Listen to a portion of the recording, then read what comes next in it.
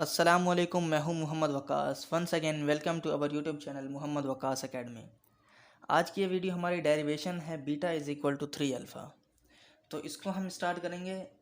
आपका और मेरा टाइम बच जाए इसलिए मैंने इस डेरिवेशन को पहले ही इसको लिख लिया है। इसको देखें, यहाँ पर मैंने लिख लिया है। बस इसको मैंने अब एक्सप्लेन करना बाकी है। मैं इसको एक्सप्लेन कर दूंगा और हो सकता है किसी स्टूडेंट को ये क्लियर नज़र ना आए, किसी के मोबाइल का कोई कैमरे का मसला हो, तो मैं वीडियो के एंड में भी इनके पिक्चर जो हैं दोनों साइड्स हैं, इनको मैंने अपलोड कर दिया है। आप वीडियो के एंड में आपको पिक्चर ही मिल जाएंगी जो कि वो बिल्कुल साफ़ सुथरे सी हैं और वो क्लियर वाज़ेह नज़र आ रही हैं। तो चलिए इनको स्टार्ट करते हैं। देखें, beta is equal to 3 alpha. पहले तो मैं आपको ये समझाता चलूँ कि बीटा क्या होता है। बीटा होता है वॉल्यूमेट्रिक एक्सपेंशन का कोफिशेंट होता है, मतलब कांस्टेंट होता है। वॉल्यूम एक्सपेंशन, वॉल्यूम क्या होती है? वॉल्यूम तीन तरह से होती है। वॉल्यूम तीन तरह से कैसे होते हैं यहाँ पर मैं बता देता हूँ आपको। यहाँ तक हमारी ख़त्म हो गई है। वॉल्यूम होती है हाई लेंथ में भी होती है, विड्थ में भी होती है, और लेंथ, हाइट और विड्थ में भी, जो कि अक्सर क्यूबिकल चीज़ों में, 3 डायमेंशन वाली चीज़ों में होती है। अब ये देखें, इसकी लंबाई भी है, ऊंचाई भी है और चौड़ाई भी है, मतलब मोटाई भी है। तो ये एक हो गया इसका 3D है ये, मतलब 3 डायमेंशन में है। इसकी एक्सपेंशन होगी, मतलब इसकी ये बड़ी होगी या फिर छोटी होगी, तो तीनों तरफ से होगी। ये नहीं कि सिर्फ ये अगर छोटी करना चाहूँ तो इसकी लेंथ कम हो जाएगी, नहीं, वो शॉप करने से तो हो ही जाएगी, लेंथ कम ही हो जाएगी। लेकिन मैं इसकी दूसरी बात कर रहा हूँ, ओरिजिनल अगर मैं इसको हीट दे दूँ क्या है, अगर ये मेटल की है तो हीट देने से क्या होगा, इसकी लेंथ बढ़ेगी, इसकी लेंथ भी बढ़ेगी, इसकी मोटाई भी बढ़ेगी, मतलब लंबाई, चौड़ाई, ऊंचाई, तीनों चीज़ें बढ़ेंगी।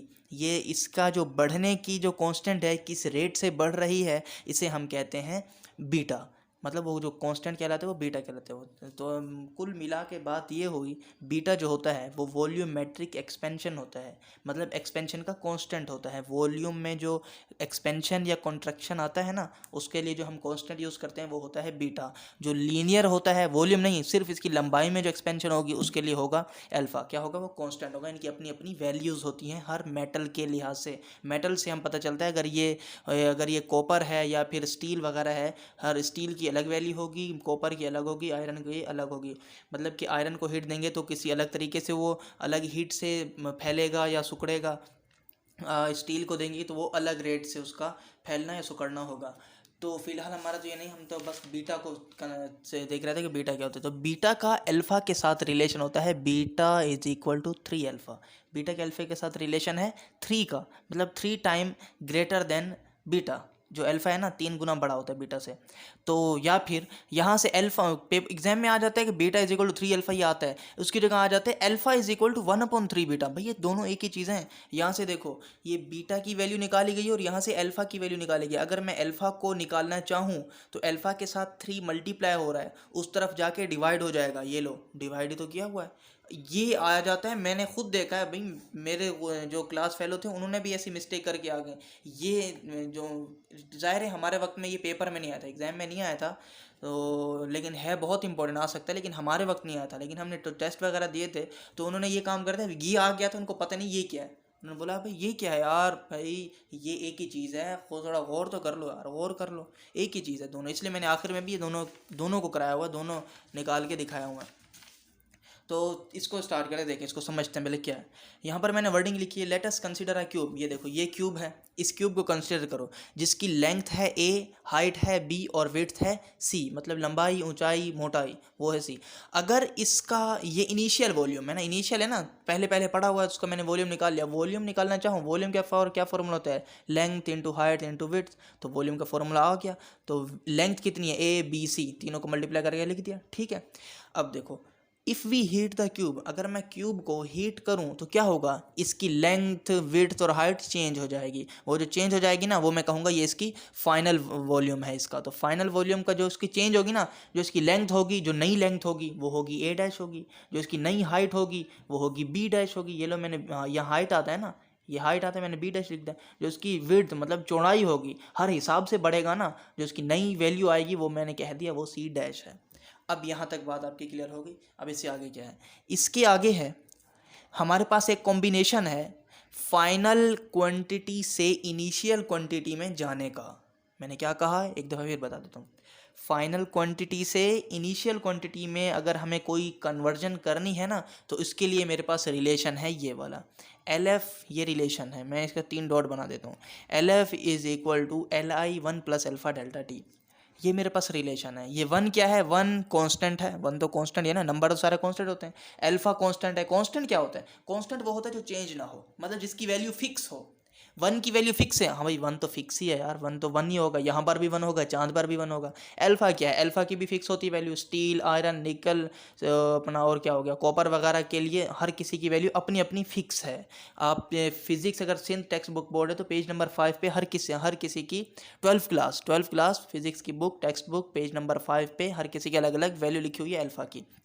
डेल्टा टी क्या, टेम्परेचर तो भाई आप यहाँ दो या फिर कहीं और भी जाके दो, आप फिक्स दोगे। ये नहीं आप यहाँ पर किसी चीज़ को 5 डिग्री सेंटीग्रेड हीट कर रहे हो, अगर वही हीट उसको कहीं और किसी और इलाके में जाके दोगे तो क्या वो 10 डिग्री हो जाएगी?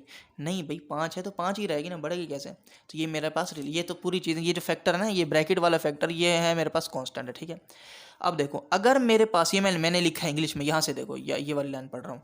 If A dash is final quantity then, अगर ए डैश फाइनल क्वांटिटी है तो क्या होगा, ये देखो, ये फाइनल क्वांटिटी है, ये फाइनल क्वांटिटी है। फाइनल से इनिशियल में जाओगे तो ये साथ फैक्टर लिखना पड़ेगा। फाइनल से इनिशियल में जाओगे तो ये फैक्टर लिखना पड़ेगा। अगर मैं ए डैश यहाँ लिख दूँ, ए डैश देखो ना, ए डैश फाइनल क्वांटिटी है, यहाँ ए डैश लिख दूँ तो यहाँ क्या लिखूँगा, यहाँ ए लिखूँगा ना मैं, देखो ए डैश लिखा है तो ए लिखूँगा। आप पूछोगे कि भाई ए क्यों लिखोगे, बी क्यों नहीं लिखोगे? इस बी इसलिए नहीं लिखूँगा, जिस फाइनल क्वांटिटी की मैं बात कर रहा हूँ ना, उसी की इनिशियल क्वांटिटी मैं लिखूँगा। ये देखो मेरे पास ये कौन सी क्वांटिटी है, ये अभी इनिशियल है, अगर मैं हीट दे दूँ तो फाइनल हो जाएगी। ये फाइनल क्वांटिटी है, हाँ भाई फाइनल क्वांटिटी है। इसको मैं अगर कन्वर्ट कर दूँ इनिशियल में तो इनिशियल ये लिखूँगा, इसके साथ फैक्टर भी लिखूँगा जो कि ये आएगा, ये वाला फैक्टर, एडिशन में ये वाला फैक्टर आएगा। इसीलिए ए डैश के साथ ए ही लिखूंगा, ये नहीं कि कोई और क्वांटिटी लिख दूँ। भाई ए की बात चल रही है ना, तो सारे ए वाले ही लिखो, ए डैश इज इक्वल टू ए और ये फैक्टर। उसी तरह बी डैश के बाद बी और ये फैक्टर, सी डैश सी ये फैक्टर। मेरे पास 3 इक्वेशन आ गई, हमें 3 इक्वेशन आ गई। अब मैंने लिखा मल्टीप्लाई ऑल द 3 इक्वेशंस, तीनों इक्वेशन को मल्टीप्लाई कर दो। ये क्या हो जाएंगे, A dash B dash C dash, ये हो गया, is equal to A B C, और ये 1 2 3 फैक्टर है ना, base same power add. Multiply में ऐसा ही तो होता है, मल्टीप्लाई में बेस सेम हो तो पावर ऐड हो जाती है।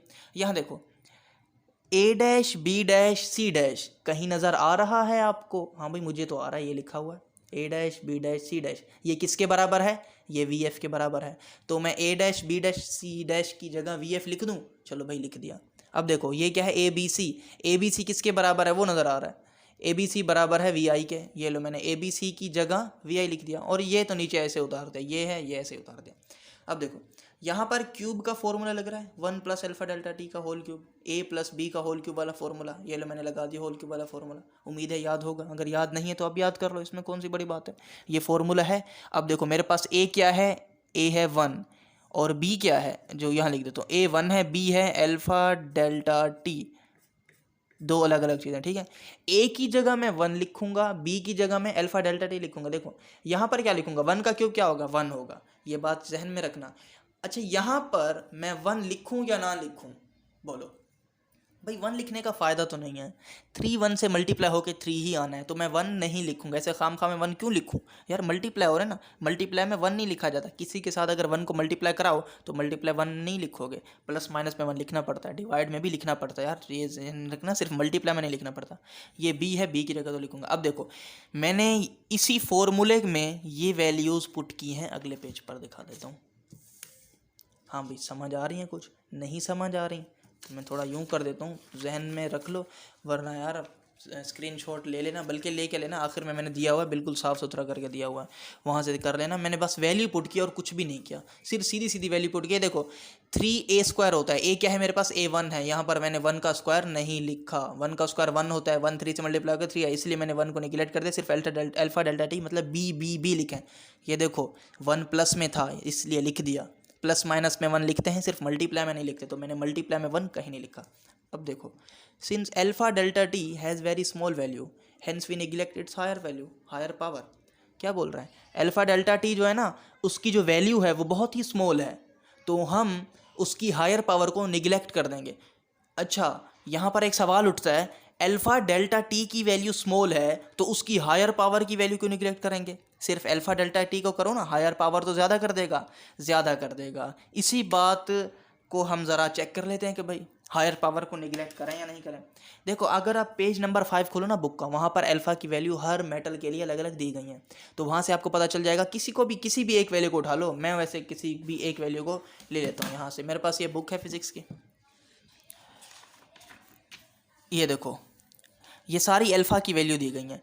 ये मैं पहले उठा लूँ 24 इंटू 10 की पावर -6, ठीक है, मैंने एक को ले लिया। 24 इंटू 10 की पावर -6, 24 मल्टीप्लाई बाय 10 की पावर -6, इसका स्क्वायर कर दें, स्क्वायरिंग कर दें इसकी। चलो भाई स्क्वायरिंग मैंने कर दिया, लो स्क्वायर भी लगा दिया। अब इसकी क्या आएगी वैल्यू, लो 5.76 इंटू 10 की पावर -10, -6 से -10 हो गई। बताओ बढ़ी है या कम हुई है? अगर आपका जवाब है बढ़ी है तो आप बिल्कुल गलत बोल रहे हो यार। -6 छोटी होती है, -10 उससे भी छोटी होती है। ये माइनस में ना उल्टा हिसाब होता है, खुद देख लो। ये देखो -6 का मतलब है 24 से पहले 6 ज़ीरो, मतलब 24 से पहले 4 ज़ीरो, 0.4024। क्या है मतलब 0.4024, पेंसिल गिर गई यार, 0.4024 ये वैल्यू है, ये मतलब है इसका स्क्वायर के अलावा का। अब मैंने स्क्वायर कर दिया है तो स्क्वायर का मतलब 5 से पहले 9 ज़ीरो, 1 2 3 4 5 6 7 8 9 5 क्या था 7 6। लो ये है सादी, ये सादी और ये चिकन है ये सादी है और ये स्क्वायर वाली है, ये स्क्वायर टर्म है और ये सादी है। बोलो भाई कौन सी बड़ी और कौन सी छोटी है? स्क्वायर करने से और छोटी हो रही है। अगर इसका मैं क्यूब कर दूं तो और कितनी छोटी हो जाएगी, 5 4 जीरो और लग जाएंगे इसके साथ, तो मतलब और छोटी होती जाएगी। तो अल्फा डेल्टा टी की जो पावर स्क्वायर वाली है ना, मतलब कि हायर पावर है, पावर 2 और पावर 3, उसको हम निगलेक्ट करना पड़ेगा यार। ये देखो कितना छोटी है यार, ये बहुत छोटी है। जीरो से आधी, जीरो का एक नहीं है, आधी नहीं है, आधे से भी आधे बहुत आधी है, तकरीबन ज़ीरो है, तकरीबन ज़ीरो। इसको ज़ीरो कह सकते हैं यार, इसको ज़ीरो कह सकते हैं, तो इसलिए हम इसको निगलेक्ट कर रहे हैं। आगे देखो, निगलेक्ट करने के बाद ये वाली और ये वाली निगलेक्ट हो जाएंगी, सिर्फ ये वाली लिखेंगे 3 अल्फा डेल्टा टी। ये लो 1 + 3 अल्फा डेल्टा टी आ गया। यहाँ पर मैंने वी आई को इस ब्रैकेट के साथ मल्टीप्लाई करा दिया है। वी आई 1 के साथ भी मल्टीप्लाई हो गया है और 3 अल्फा डेल्टा टी के साथ भी मल्टीप्लाई होके, ये देखो 1 के साथ हुआ, ये है 3 अल्फा डेल्टा के साथ मल्टीप्लाई होके मल्टीप्लाई में हो गया। वैल्यू तो नहीं है जो होगी। अब देखो ये वी आई यहाँ पर प्लस हो रहा है, इक्वल टू के उस तरफ भेजूंगा तो माइनस हो जाएगा।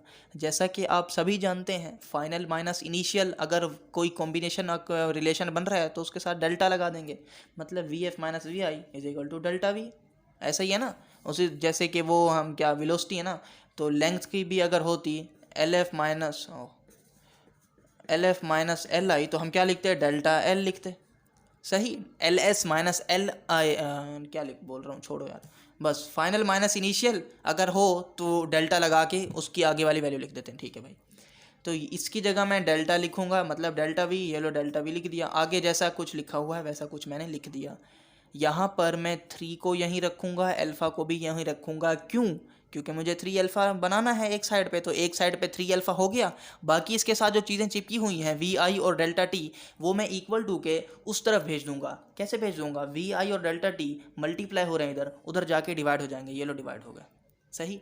अब as we know that beta बराबर होता है इस पूरे फैक्टर के delta V upon V I delta T, delta V upon V I delta T. जहाँ delta V upon V I delta T नज़र आए वहाँ बीटा लिख दो। मुझे यहाँ नज़र आया तो इसकी जगह मैंने बीटा लिख दिया, ये लो बीटा आ गया, और 3 अल्फ़ा का 3 अल्फ़ा आ गया, हो गया beta is equal to 3 alpha. अगर एग्जामिनर बोले प्रूव दैट या फिर show that beta is equal to 3 alpha, तो यहाँ तक करके छोड़ देना है, आगे कोई होशियारी नहीं जड़नी, बस हो गया। और यहाँ पर लिख देना है प्रूफ।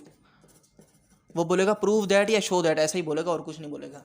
अगर वो बोलेगा show that alpha is equal to 1/3 beta, तो ये करने के बाद ये करना है, इसको डब्बा बनाना है और इसके साथ लिखना है प्रूफ। बात समझ आ गई? अब मैं आखिर में जो वो है ना अपना, इसकी जो इमेज है वो भी मैं दे रहा हूँ, वहाँ पर देख लेना। अब यहाँ तक थी हमारी वीडियो। अगर वीडियो पसंद आई हो तो वीडियो को लाइक कर दें, चैनल को सब्सक्राइब कर दें। तब तक अब मिलेंगे हम नेक्स्ट वीडियो में, तब तक के लिए अपना ख्याल रखिएगा। अल्लाह हाफिज़।